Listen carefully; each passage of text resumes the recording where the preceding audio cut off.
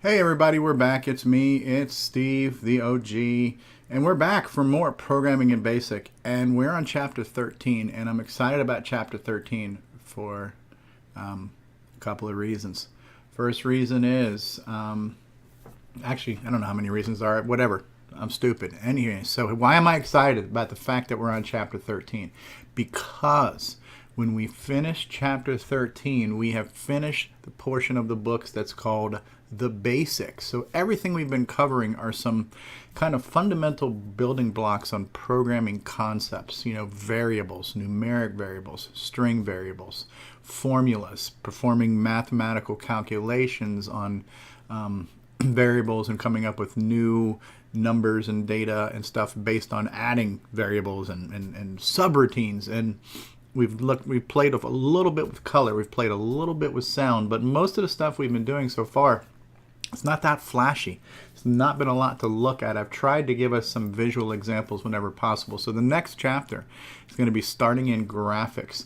And so I just wanted to kind of show you a couple things too. Now, the book that we're using for this series is a book I found on the Color Computer Archive, which is a tall, skinny book that was probably reproduced later on for the CoCo 2. Now, the book that I started with was actually this book here.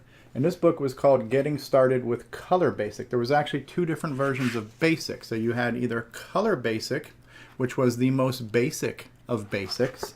And then if you had the extra money to either buy it or upgrade your computer, you could then get Extended Color Basic. And Extended Color Basic is what really introduced us to the ability to do high resolution graphics and better sound on our CoCo.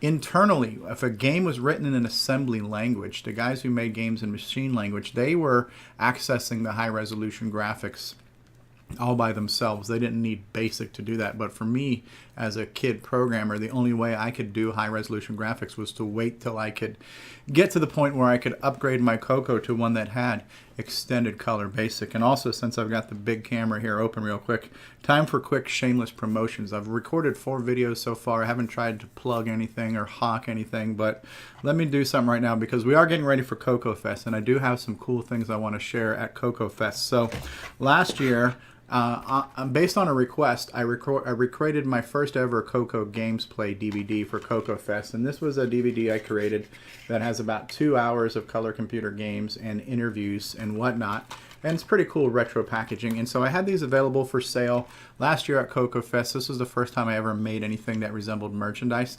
I will have this available again this year at CoCo Fest, also available on my website right down here, ogsteviestro.com. You can get it there. But what am I really excited about? What was my project for this year? I have a new DVD for CoCo Fest 26. What is cool about this DVD here is that there are 13 gameplay videos on here. Here's a picture of some of them. And these game videos are not available on YouTube, so they're completely exclusive. So if you want to pick yourself up a copy of this one, and look, the DVD looks kind of like a floppy drive, which I think is cool. These are the games that are on it. There are 13 brand new CoCo videos that are mostly games I've never even played before, and that are games that are completely exclusive to this DVD, so you'll only get them if you either buy a copy on ogsteviestro.com or buy a copy from me at CoCo Fest, which is only a couple weeks away. Now, Nick Morentis is Popstar Pilot. This is the original package. This is the package we're going to have available at CoCo Fest. Now, this insert now is going to be a full color insert. This was our first test, but it is a slight variation on the package, but it's the same game CD. The game CD has a disc image of Popstar Pilot and a copy of all of Nick's games, including the manuals and artwork for them. So I'm really excited to have some stuff to show at CoCo Fest, some new things. Like this DVD I've made is new, and being able to have Nick Morentis represent his awesome game at CoCo Fest this year was important to me to try to pull off, and I'm glad we're able to have him have a presence here at CoCo Fest. So let's get on to Chapter 13 now. Enough of the babbling. Chapter 13 is called More Basics. Now, it says here, what does it say here? It says, this is, before you're finished with the basics, you need to know a few more words. The first is stop. Type, excuse me, type and run this program. So we're going to do 10a equals 1, 20a equals a, plus 1. Now, here's my other dilemma and challenge. So, where the heck is it? I had brought up, I want to bring this up on screen. Here's a picture of the keyboard layout. And what you can see is that the CoCo keyboard is listed on the bottom. And where certain things are in the CoCo keyboard don't necessarily line up to where they are in the PC keyboard. This is how VCC maps certain keys. Now, there is actually an option, and I want to bring that option up on screen right now too. But there's an option to change the VCC setup to change the keyboard layout. And I think I'm going to, let me bring this picture up here real quick. Yeah, so I'm going to bring you up a little screenshot of this that I took. You can go into your VCC options. You can change your keyboard mapping. So the default keyboard mapping is the CoCo mapping, and the DECB stands for Disk Extended Color Basic. You can drop down from here and you can choose some settings for OS 9 keyboards. I'm going to try that for grins and giggles. I'm going to change my config. I'm going to go to keyboard, and I'm going to choose Natural OS 9. And then maybe I can type like a normal person and not have to look all over the place to see where my keys are. But this is what I've been struggling with, is trying to get like dashes and colons and parentheses, because where they were on the CoCo keyboard is nowhere near where they are on a real keyboard. So A equals A plus 1. Why is the 1 not working? I got to click back on VCC. Boom. There we go. A equals A plus 1. Okay. Line 30 says stop. Line 40 says A equals A. Oh my God, this is so much easier. Being able to type like a normal person. A equals A times 2. Line 50 says stop. Line 60 says go to 20. Okay. So, and I've also noticed that my fonts look different now too. I don't remember if my fonts looked this way before, or maybe it's because I'm on OS 9. Not exactly sure. All right, so now when you start running the program, you get a message that says break in 30. And it says now you can type a command to see what's been happening. For example, type in print A.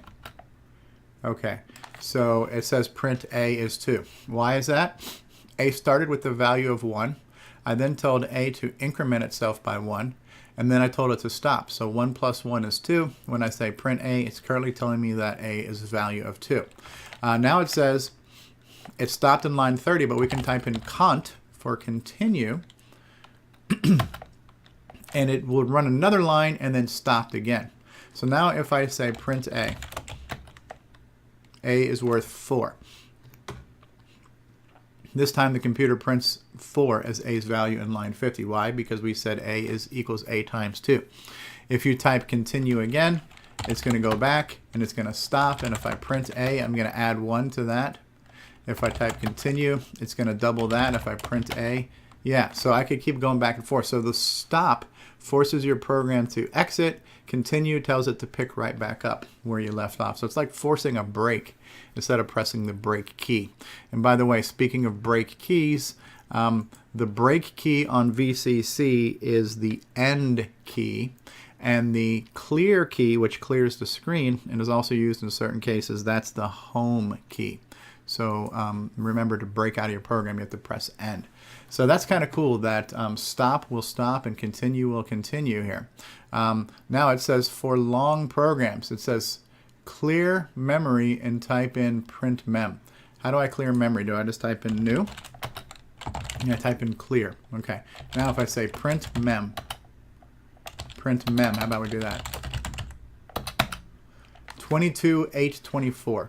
Now what I'm noticing right now, and I don't know if this was me on my program, but it seems like the fonts look a little weird to me right now on my screen. And I'm not sure why. Like, they look a little bit distorted. And I don't know if that's just because I've changed to OS 9 mode. Like if I go back to my keyboard and I change it back to CoCo and hit apply, does that change the way my screen looks? No, it doesn't. When I do print mem 2284, I don't know why, but the characters look weird to me today. And maybe it's just me, you know? Yeah, maybe I've done something to stretch the size of the screen that I'm not aware of. If I go to my VCC config, I'm on a composite display. Yeah, I don't know what the heck I'm doing here. That's fine. It looks weird to me, but whatever. You guys will live with it. All right, so print mem. Your computer prints how much storage space remains in the computer's memory. When you're typing a long program, you will want to have the computer print mem from time to time to make sure you're not running out of memory. Now it's asking me to type in this program here. And sometimes I question the programs it wants us to do as our examples, but I'm going to faithfully follow along and then maybe possibly add some value added commentary if possible. So 10, input, quote, type 1, comma, 2, comma, or 3, end quote, semicolon, n. So it's going to display the prompt, type in 1, 2, or 3, and it's going to input that number into a variable that we will call n for number. Now on line 20, on n, GOSUB 100, 200, 300. 30, go to, what I'm assuming is going to happen here is if I type in 1, it will GOSUB a routine called 100. If I type in 2, it will GOSUB a routine on line 200. And if I type in 3, it will GOSUB a routine on line 300. So let's give it a shot. On line 100, we're going to print, quote, you typed 1. And line 110, we will return. Remember, anytime you use a GOSUB and you go to a subroutine, you need to return back to where you came from. On line 200, we're going to say print, quote, you typed 2. I guess you don't need the end quote. Line 210, return. On line 300, print, you typed 3, 310, return. So, and so it's basically telling us here in the book that on GOSUB in line 20 works the same thing as this. Like we could have said if n equals 1, then GOSUB 100. If n equals 2, then GOSUB 200. Or if n equals 3, then GOSUB 300. But that would require 3 different comparisons to do it. And it's a little bit less elegant. So on n, meaning depending on what n is, GOSUB a routine. And so we're expecting kind of a numerical sequence. So if it's 1, we'll go to routine 1. If it's 2, we'll go to routine 2, and so on. Pretty cool. So n is the number 1. The computer goes to that routine if n is the number 2, and so on and so forth. But it says, what if n is 4? There's no 4th line number. That simply goes to the next line in the program. So let's take a look at that. Let's try this a few times. If I run it, if I type in 1, it says you typed 1. If I type 2, it says you typed 2. If I type 3, it says you typed 3. If I type 4, there is no GOSUB option for that, so it just ignores that, and the last line of the program has it loop back to line 10 where it just prompts me for something new. So anything invalid, if I do -1, or if I do -1, negative's not working. How do I get to, oh, I forgot I'm back on the stupid CoCo keyboard. All right, if I do -1, function call error. Okay, so I broke the program, so we can't handle negatives. But if I do 1, that's fine. If I do 2, if I do 3, if I do 4, it ignores it. If I do 0, it ignores it. So as long as I don't do a negative value, because we can't call a subroutine of a negative line number, that makes sense. Okay, that's cool. So you just learned a new option here. On X, on variable, GOSUB, routine, X, Y, or Z. All right, so gather a variable somehow. Depending on what that variable is, go to a predetermined number of subroutines. So if you have a variable range of 1 to 3, you could have 3 different subroutines out there and call one of those subroutines depending on what that variable is. That is the whole idea here. Here is a program that uses on and GOSUB. So I guess we're going to hit new and type in a new one. So 5 for P equals 1 to 600. I'm getting used to wherever the stupid old things were. Next P. That's just pausing for 600 cycles. Now 10 CLS colon. Okay. I might need to go back. I'm going to go back to VCC. I'm going to change my keyboard to OS9 natural, and hopefully enough of my typing will work. Okay. CLS colon X equals RND 100, right parentheses, colon. Y equals RND 100, right parentheses. Yeah, I don't know why it just looks so weird to me the way this screen looks right now. The fonts on my screen look funky. You know what I bet you I did? I don't know what I did. But let me see if I can't stretch this out some on my own, because it's really bothering me. I don't know why, but I'm crazy that way. Okay, whatever. The fonts look stretched and compressed and stuff. They look wacky. I'm wondering if I did something in VCC. I probably did. I probably did something in VCC to make it out of whack. Okay, that looks a little better. I probably resized the VCC window, and I have this weird distortional scaling on the character fonts. All right, I'm so freaking inattentive about stupid stuff. Okay, so line 5 pauses the program for p equals 1 to 600 next p. So the computer is going to count to 600 until it's done. It's going to keep doing that, and then it will go on to the next line. Line 10 clears the screen, picks 2 random numbers. It picks an X and a Y.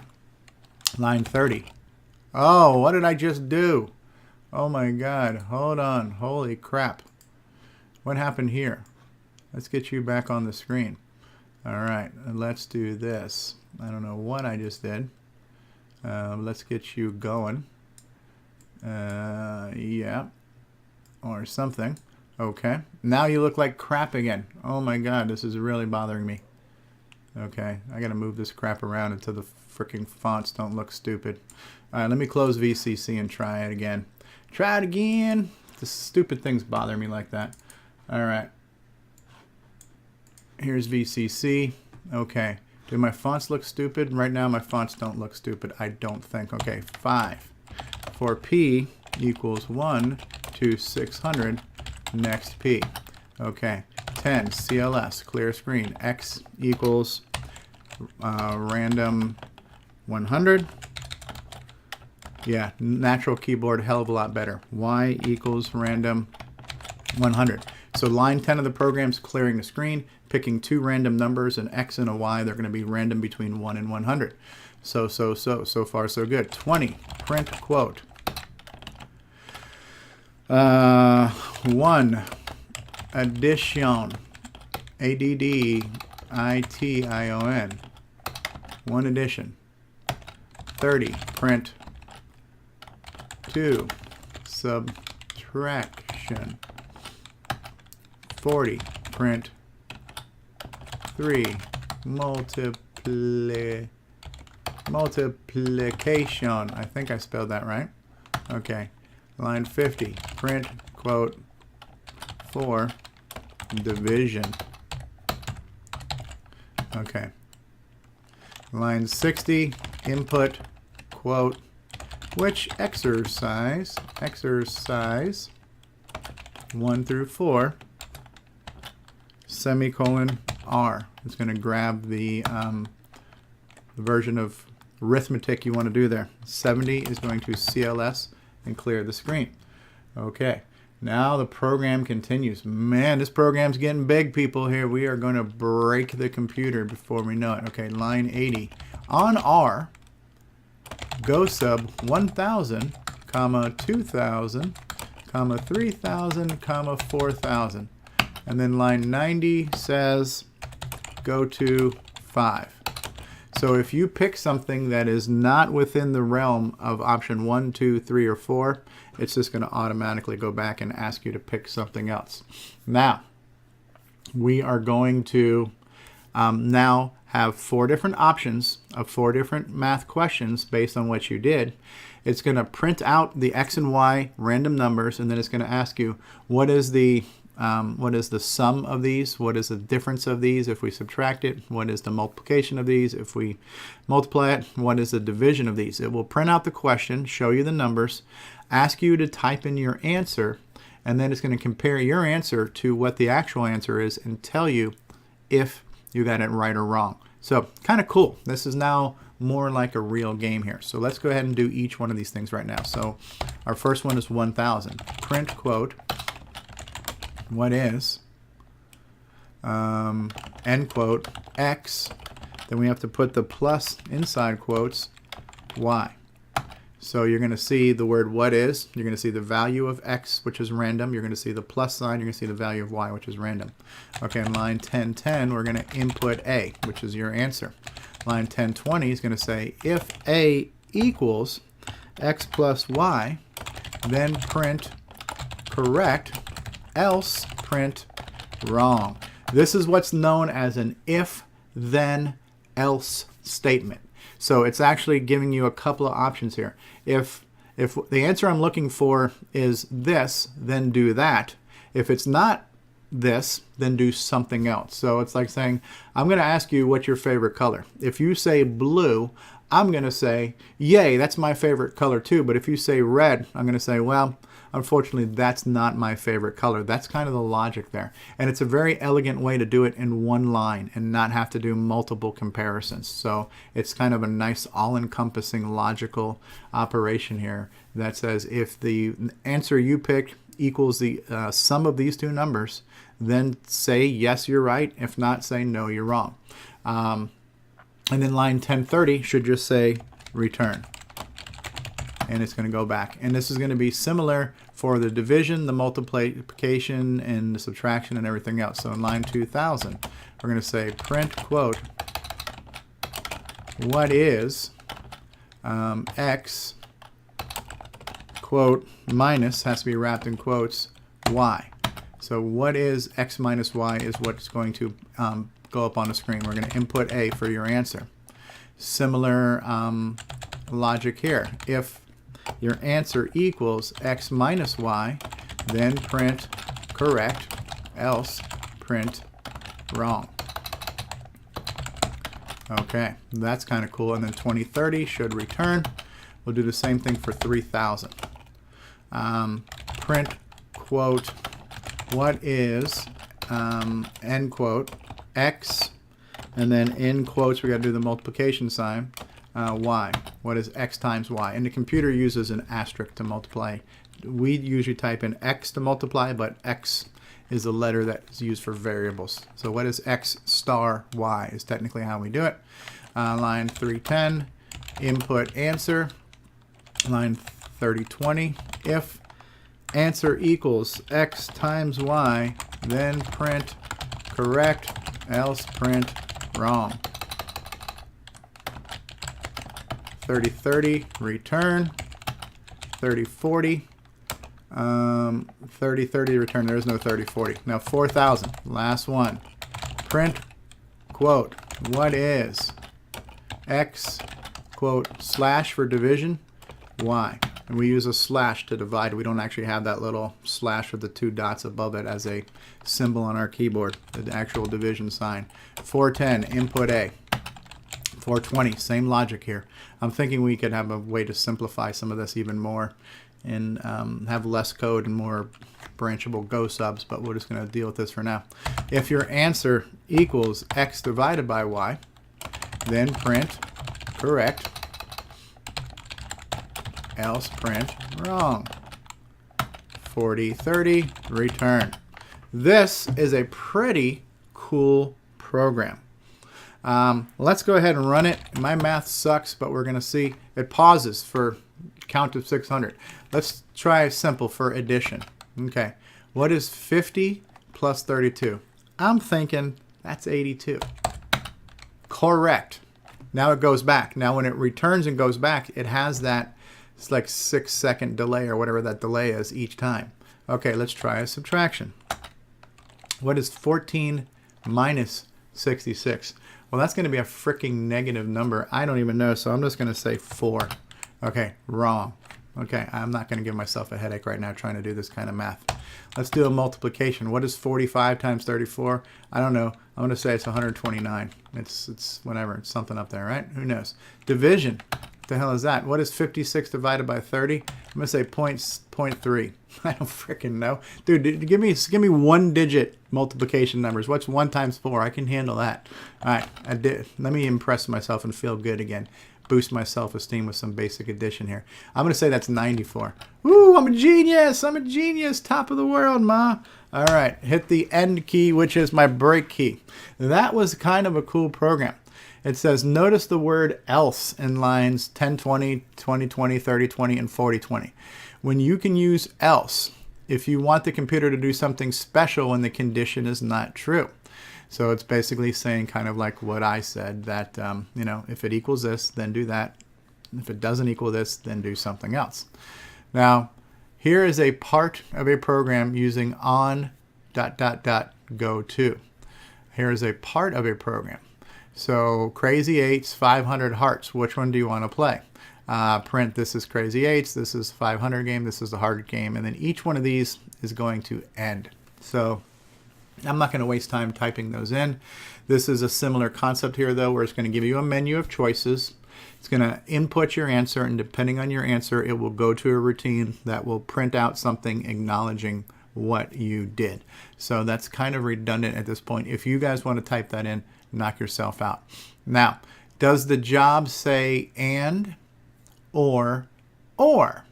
Anyone who speaks English knows the difference between and or. Even your computer. For example, assume there's a programming job opening. The job requirements are a degree in programming and experience in programming.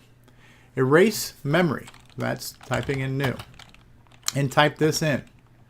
10. Print, quote, do you have, I guess you have to do spaces, do you have dash dash 20. Input, quote, a degree in programming, semicolon, D strings for degree, and 30, input, quote, experience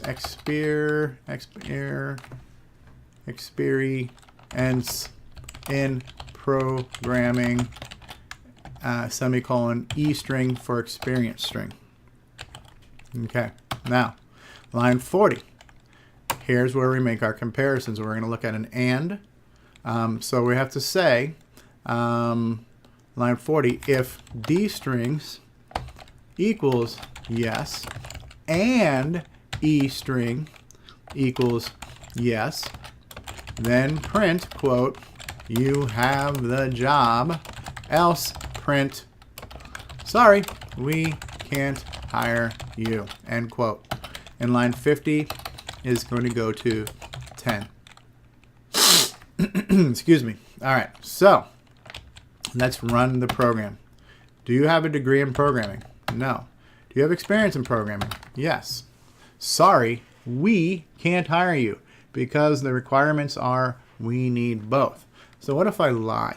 Do you have a degree in programming? Of course I do. Do you have an experience in programming? Yeah, let's just say no. Oh, sorry, we can't hire you because we want both. All right, do you have a degree? Yes. Do you have experience? Yes. You've got the job! Yay! Top of the world, Mom. I'm gonna be a programmer. That's when the big bucks come in. That's when all the women line up at my door. All right, so very cool situation here. But it says now, assume the requirements change so that or becomes and. And now you could have either one. So we can actually edit line 40. I don't remember how to delete. I think it's just delete. So if I edit 40, let's do this. D, D, D. Okay, now I'm going to hit I for insert. I'm going to do O for R. And then would it be clear to stop inserting? No, it's not. I don't know how to stop inserting. But let's take a look at that now if I list it out. I don't know how to get out of insert, and I'm too lazy to go back and look at the book. All right, so if D strings equals yes or E strings equals yes, then do it. So now we're going to say you can have one or the other. Either one is yes. And so if you had yes to one and no to the other, or no to one and yes to the other, it would work. If you had yes to both, it would still work as well. So if we try this again, do you have a degree in programming? No. Do you have experience in programming? Yes. You have the job, because now it's one or the other. Do you have a degree in programming? Yes. Do you have experience in programming? No. You have the job. What if I say yes to both? Do you have a degree? Yes. Do you have experience? Yes. You have the job, right? Because the or would still work, because it's saying if one or the other is yes, that's fine. If they're both yes, that condition is still a true condition. So very, very cool. So that's if, and, or, then, else. There's lots of ways you can start to. And that was the cool thing about BASIC. What did BASIC stand for? Beginners All-Purpose Symbolic Instruction Code. What was that supposed to mean? It was supposed to mean it was a very easy thing for people to use, and the BASIC language is somewhat like the English language. It is what we call a high-level language, so it's not super technical, it's not super complicated. It's pretty easy to pick up on, maybe easy to learn, hard to master, depends on the individual, but it's very cool stuff, right? So when you look at these things here, print quote, do you have? I mean, you can almost look at a basic program and know what it's going to do. Input a degree in programming, D string. When you answer that, that gets calculated as a variable that will be called D. Very, very cool stuff. All right, what else do we have in this book? More arithmetic. Oh, SGN, sign, ABS, absolute, STR strings converts a number to a string, and then exponents. More stuff, more arithmetic, my least favorite thing in the world. But let's take a look at it here. Okay, so the SGN commands. So SGN tells you whether a number is positive, negative, or 0. That's kind of cool.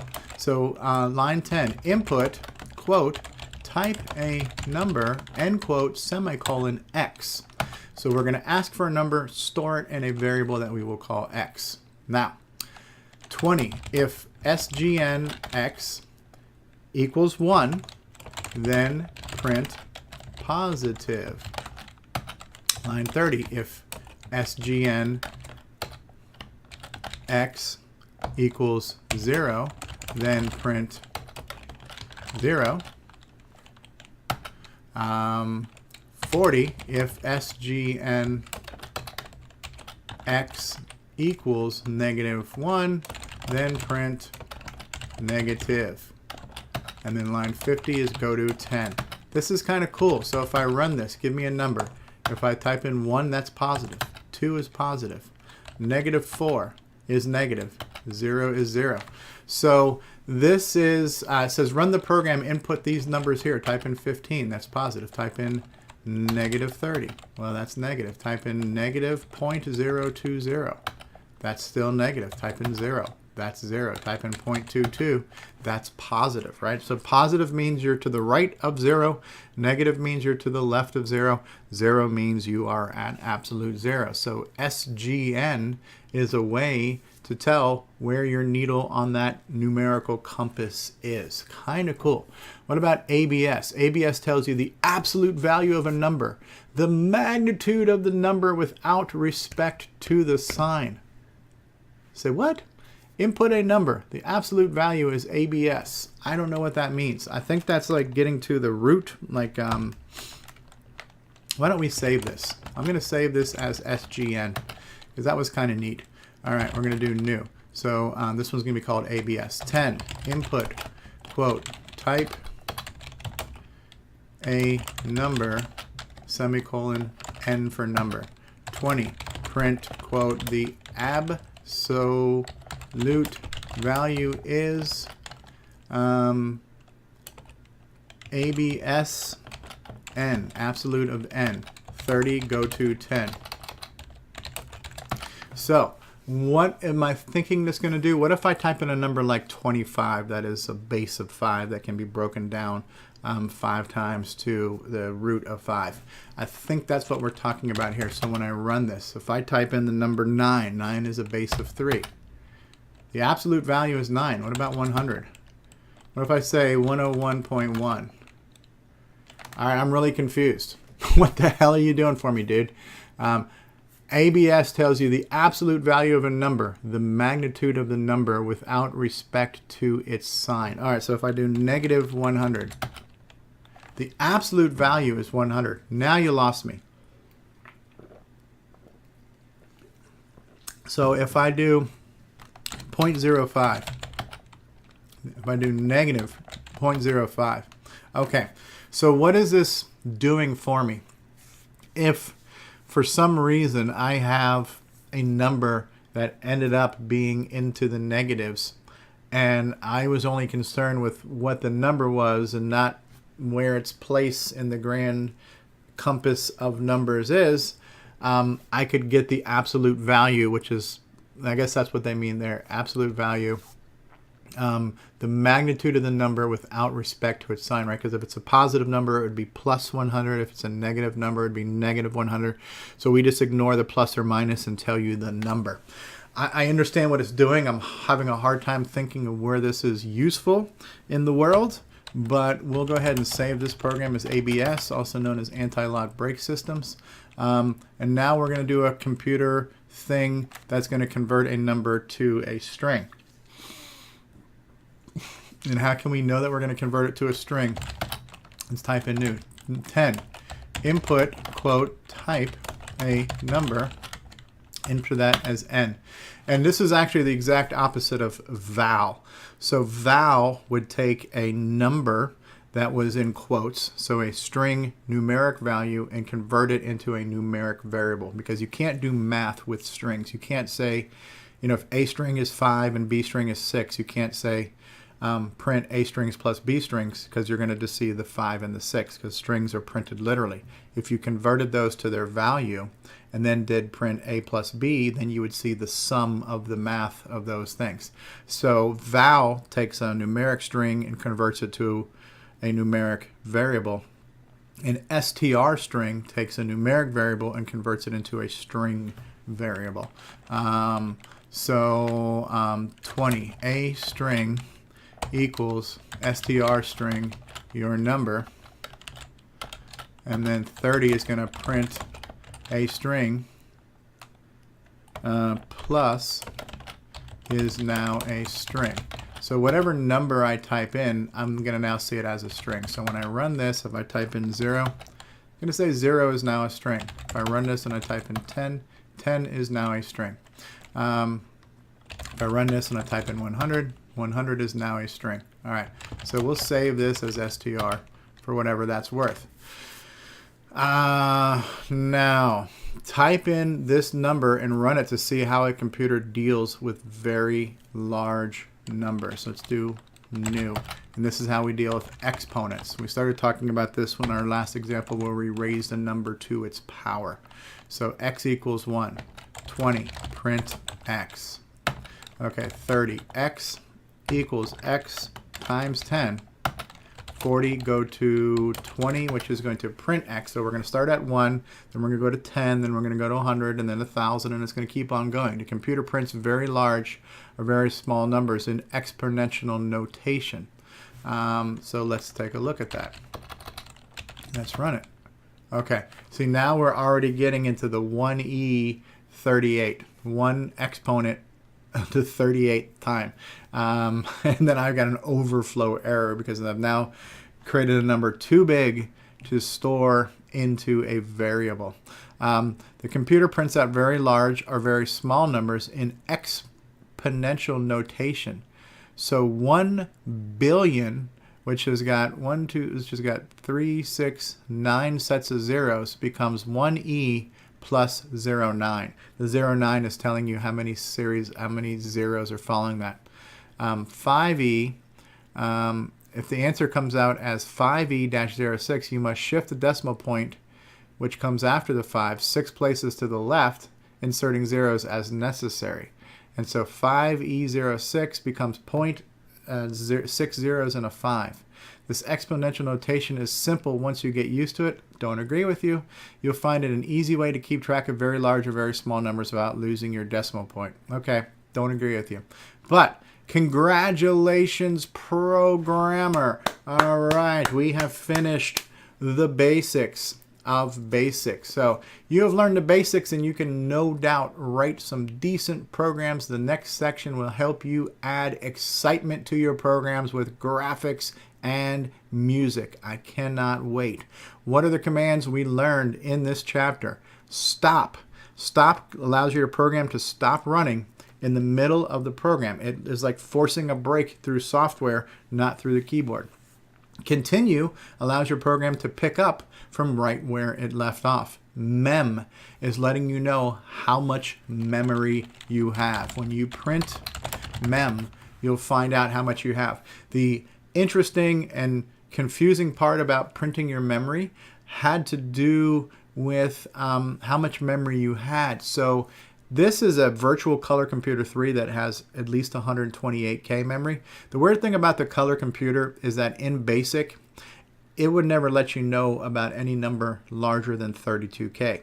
But what was even stranger than that was if you had 32K, it usually printed out a number about 2,400 and change. You had like 24 something, something, something. And that was because the extended color BASIC ROM ate up 8K of your 32K. So you actually had less memory available to you in BASIC. So it was always confusing when somebody says, well, how much memory do I have? You know, I don't know, dude. But yeah, so that was kind of that. So print mem will print out how much memory you have left in BASIC.